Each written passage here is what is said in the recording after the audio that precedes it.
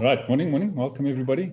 Talking about life's contradictions, life's paradoxes, and anything in between, I suppose. So it's going to be an interesting discussion. And if we can get Trevor online, he was the one who mooted this topic, but he seems to be hiding behind his avatar this morning. Ah, there we go.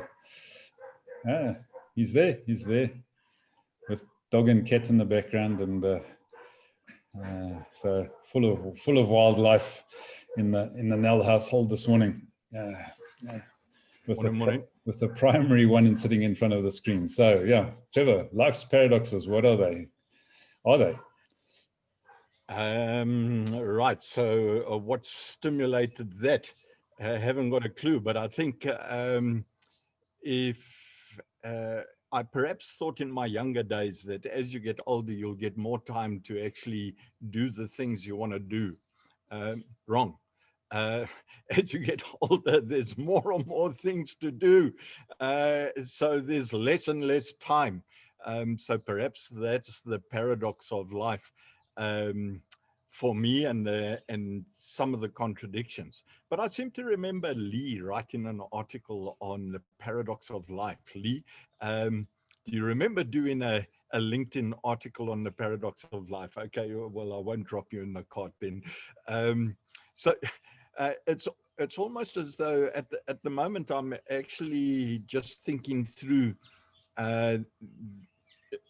We have this lockdown period has actually put us into contact with people on a global perspective. And what I've come across are some individuals that are phenomenal. They're charismatic. They can sell blooming ice to Eskimos. I've never been able to do that. Well, not much, but not at the level that these guys are doing. And I'm just thinking about, I'm always alert to now at my age, that when something is being put to me, I'm looking at the flip side of it. So I'm looking at, okay, it's been put to me as a great proposition.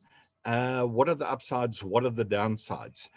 So I'm always looking for the contradictions now, which is quite interesting for myself. And I suppose it's out of my thinking that someone who's involved in selling, as I was, tends to be open to other individuals who are great salespeople too, because you tend to want to buy whatever they actually present.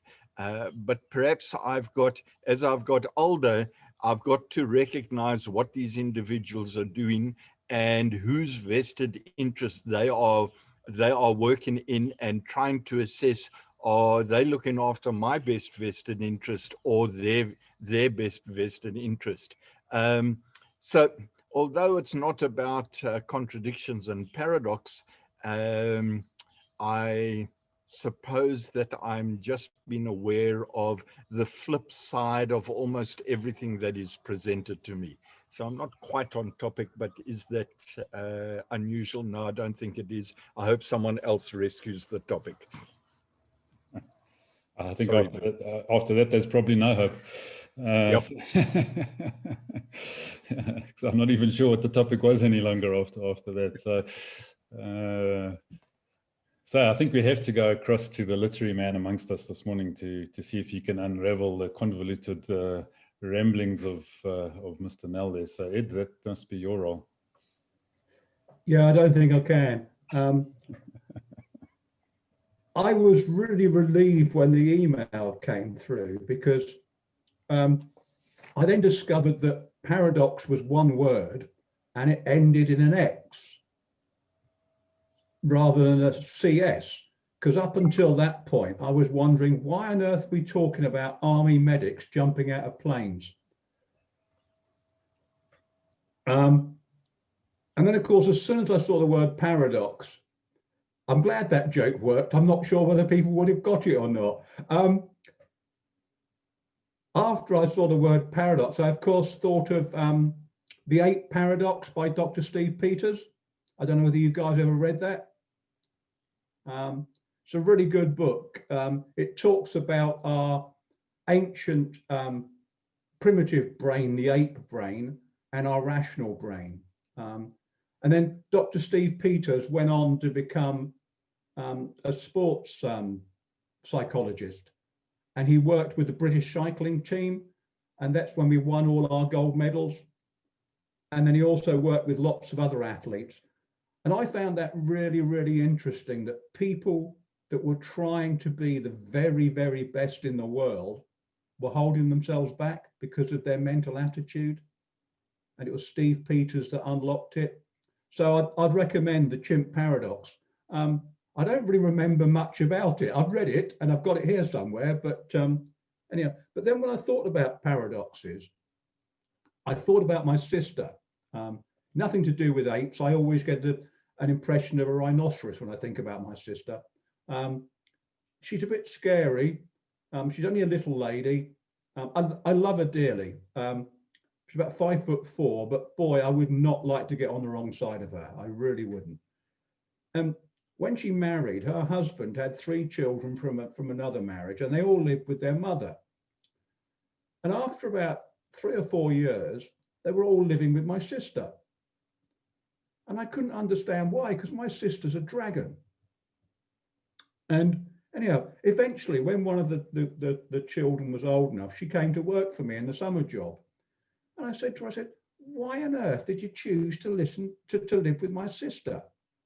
And she said, well, your sister might make us go to bed early, and she might make us come in on time, but we know where we are with her. Our mother should let us go out all hours, unless she was with a boyfriend, then she'd expect us to be home. And also with your sister, if she said we were going to do something, if she said she'd take us somewhere, she would always do it. And with our mother, if a boyfriend was involved, it just didn't happen. And a lot of people quote a paradox as something like being cruel to be kind. And that's why I kind of thought of my sister. But I don't think that's the right expression. I don't think my sister was ever cruel. She was firm, and you have to be firm to be kind. And the other thing that I kind of thought about being cruel to be kind was, I was on a run one day with some other people, and I came across a rabbit that had been run over, and it was still alive despite the back half of it being completely mangled. And the thing was obviously in pain. So I killed it. And the people with me sort of said, well, I couldn't have done that. And I thought, well, you know, why not? Because it was the kindest thing to do. But they were so squeamish, they couldn't do it. So yeah, cruel to be kind is often quoted as a paradox, but I don't think it is. Sure. Okay. So, Vinay, can you pick up on that one? Well, talking about his sister just made me think of my mother. My mother was very, very strict when we were younger. She was a single mother of 3 really difficult girls. So, yeah, it was definitely the rod as opposed to the carrot, but she was exactly the same, Ed. If my mom promised you anything, whether it was a punishment or a reward, she would move heaven and earth to make that happen. And when we were kids, we didn't appreciate it. And that's perhaps where the cruel comes in, is that our perception was that she was really cruel. She was really strict, and that she was a horrid mother. And it was only later in life that we realized that she was grounding us with a good set of values. And she would never sort of say something to us that wasn't the truth. She was honest with us, upfront with us. And I think that's why cruel to be kind can be seen as a paradox, because we really didn't think she was a very nice mother. We thought she was quite cruel. And we got hidings, severe hidings. And looking back, they were well deserved.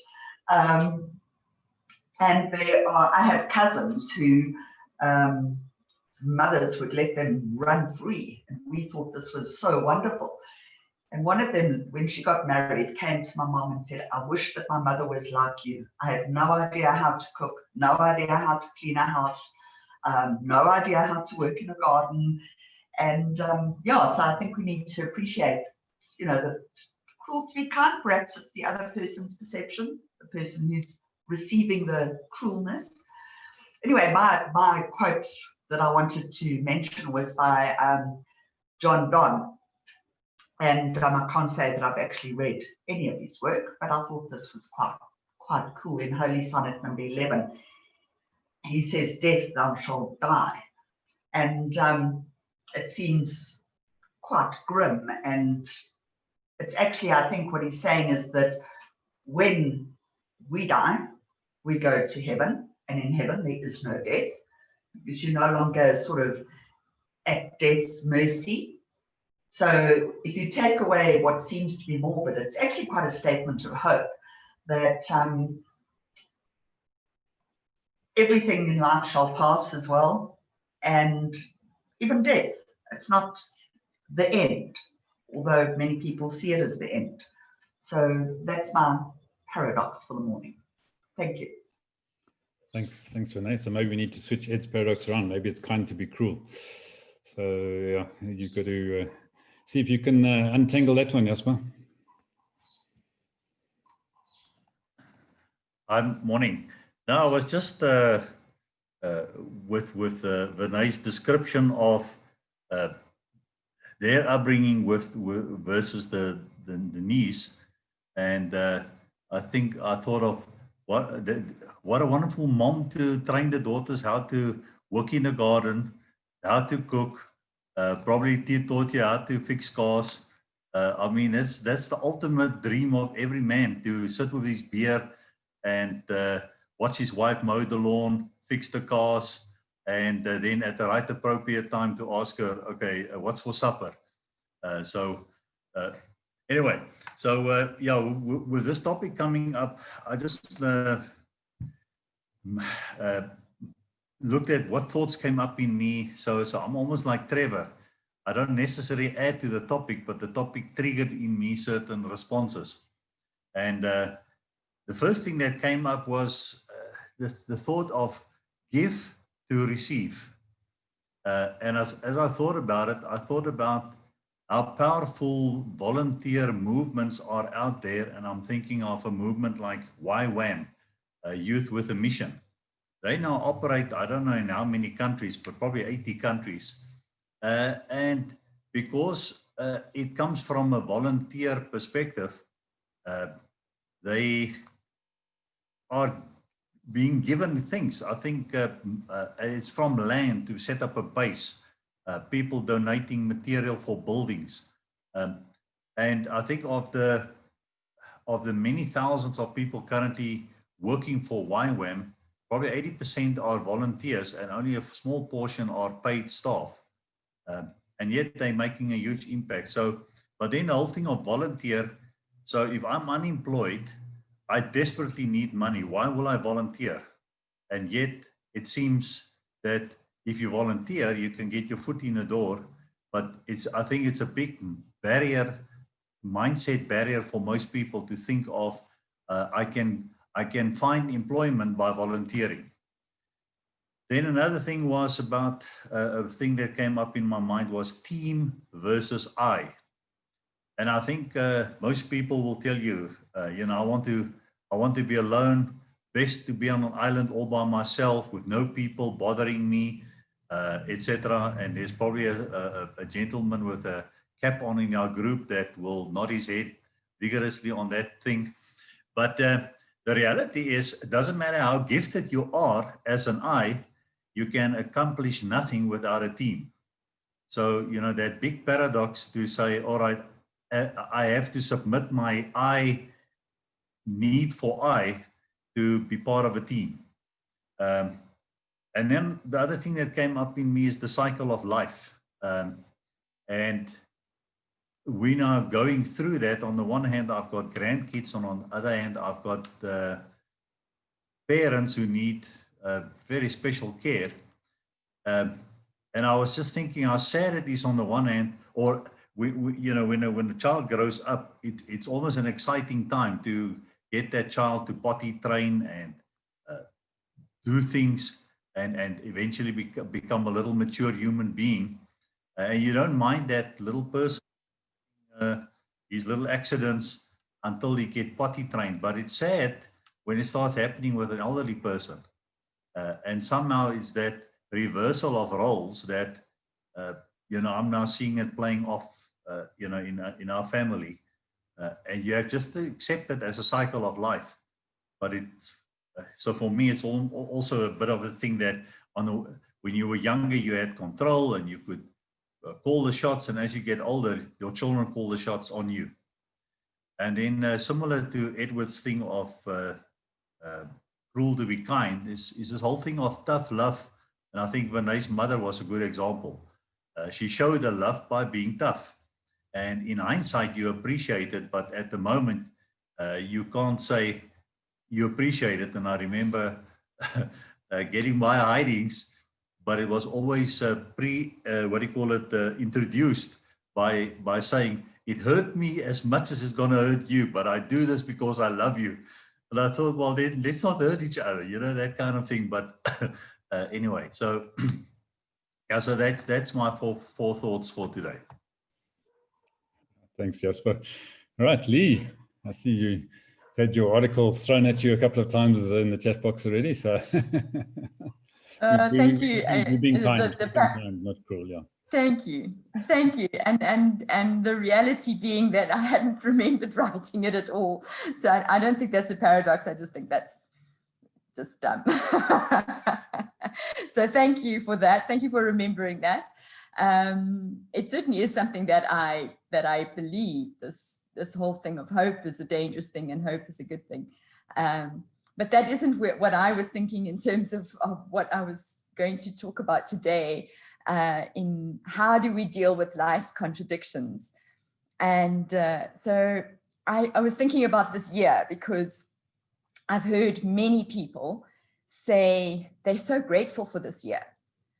That it's enabled them to do things that they hadn't done or hadn't thought to do, or it's changed various aspects of how they were thinking. And that is a paradox, probably one of the worst years in certainly my generation, and we keep comparing it to the 1918 Spanish flu. I don't know if it's a fair comparison, but certainly as a globe, we've been impacted in hugely negative ways, and yet people are saying there've been things that have come out of this year that are unexpected rewards and good things. And I couldn't tell. And I was actually really thinking I was going to compete with Edward on this quote. So I'm so glad I got in before Edward, because it comes from Charles Dickens' A Tale of Two Cities. And it's the well-known quote at the beginning of the book that goes, "It was the best of times, it was the worst of times. It was the age of wisdom, it was the age of foolishness. It was the epoch of belief, it was the epoch of incredulity. It was the season of light, it was the season of darkness. It was the spring of hope, it was the winter of despair. We had everything before us. We had nothing before us. We were all going direct to heaven. We were all going direct the other way." So I think, yes, that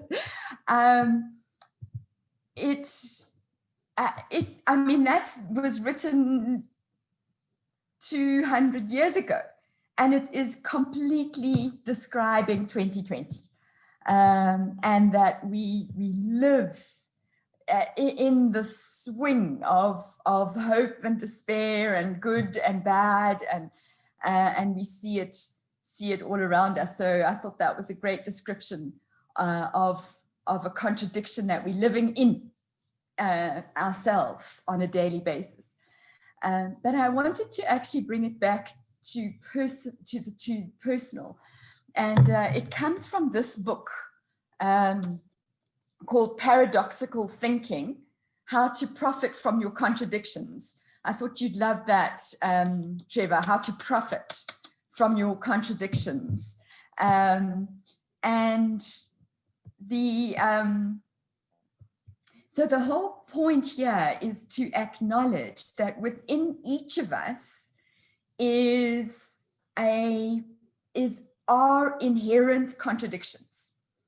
And that when we acknowledge those contradictions, accept them and embrace them, that we have tools at our disposal to deal with difficult problems where our initial thinking about the problem is, I can either do this or I can do this. And we've got this pull between, I have to choose between two very difficult situations. And the point about the paradoxical thinking is to say, how can I use the contradictions within myself to come up with a both and solution? So I can't really, so that the contradictions that I find in myself, and I see it in others, I see contradictions in others, but that the ones that I see in myself are, I am independent. I'm an independent risk taker.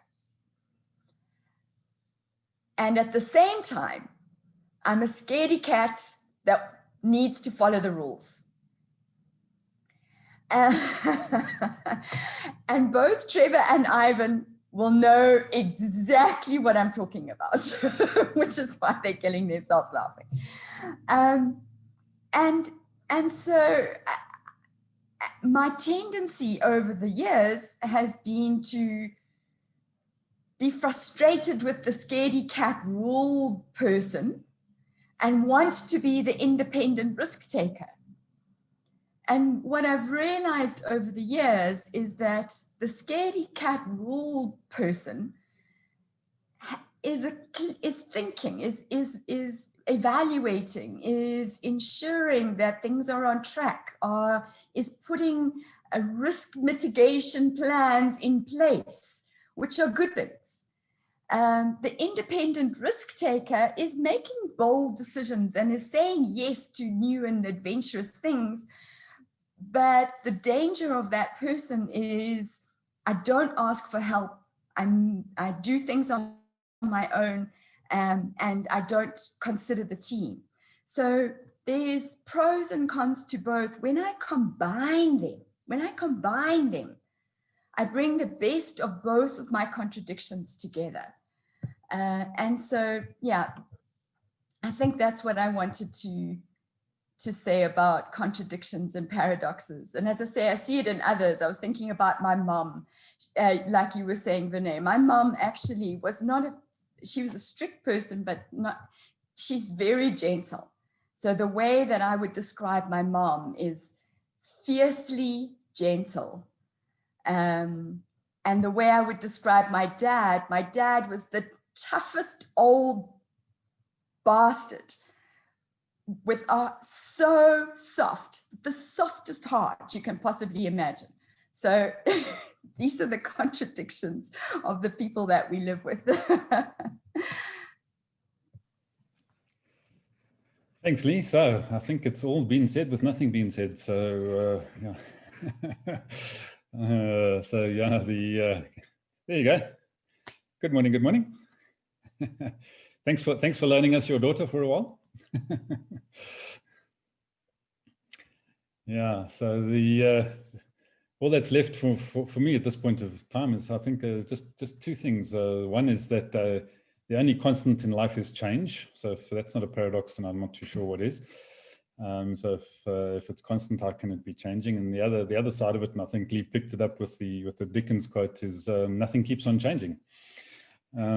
So if you can work either of those two out, then you probably solve the mysteries of life.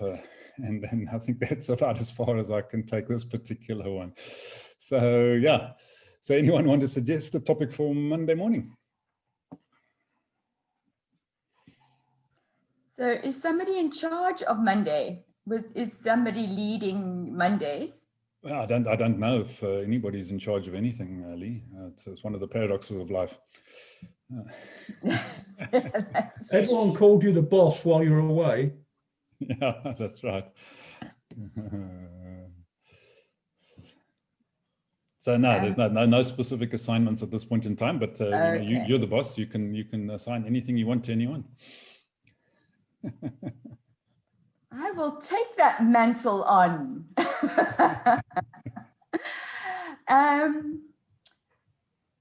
Well, when I get stuck, I always go back to open mic. So I think seeing as we sort of hit a plateau in terms of what we're talking about, let each of us come with what's top of mind for ourselves at the moment, and let's see what that stimulates for the way going forward. So I'm taking charge by delegating it to everyone. It sounds like a wonderful recipe for confusion. Yeah. All right, good stuff. Okay, well, go forth and be confused. Yes, Trevor.